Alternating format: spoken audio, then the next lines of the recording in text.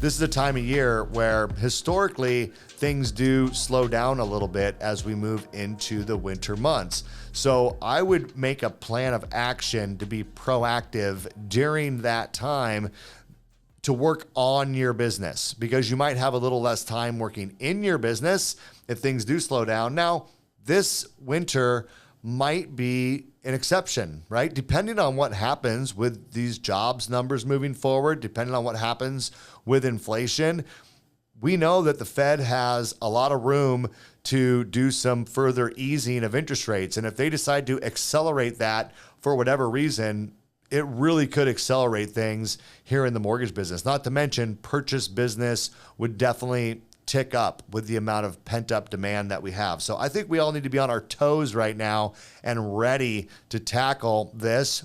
But if it plays out like a normal fourth quarter, chances are as we move towards the holidays, things tend to slow down. But you need to be proactive in making sure that your activity doesn't slow down, that you're reinvesting that time in getting your business dialed in and ready for 2026.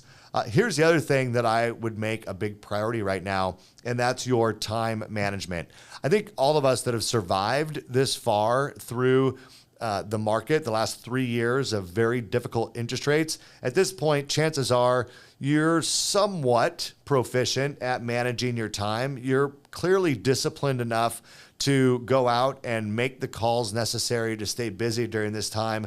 But remember, all this work that you might have done, in many cases, people rebuilding their businesses, right? Because during 2020 and 2021, when business was falling from the sky, so many of us got busy, focused on what was in front of us, and we didn't manage our relationships with the real estate agents and the builders and the other sources of income we might have. And I know a lot of you have rebuilt those relationships. So let's make sure that if we do see a refinance cycle sometime in the next 12, 18 months, we don't let that happen. Well, how do we do that? Well, we have a plan.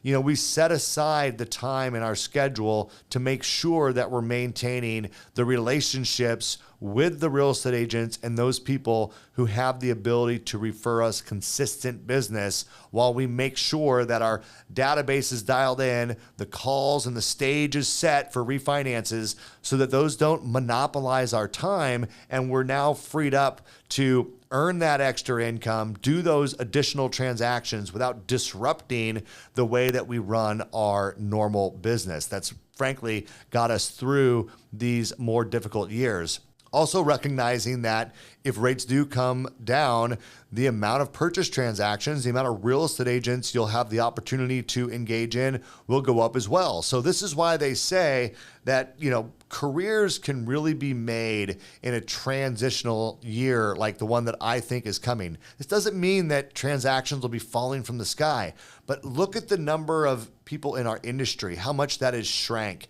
Look at how many transactions were written at very high interest rates over the last 3 years that are just dying for an opportunity to lower their monthly payment. And then you look at the pent-up demand, the number of home buyers who have been on the sidelines because they were priced out of this market. And when you add those three things together, this could be a very busy time for those of us that have stuck it out and stayed here in the mortgage industry.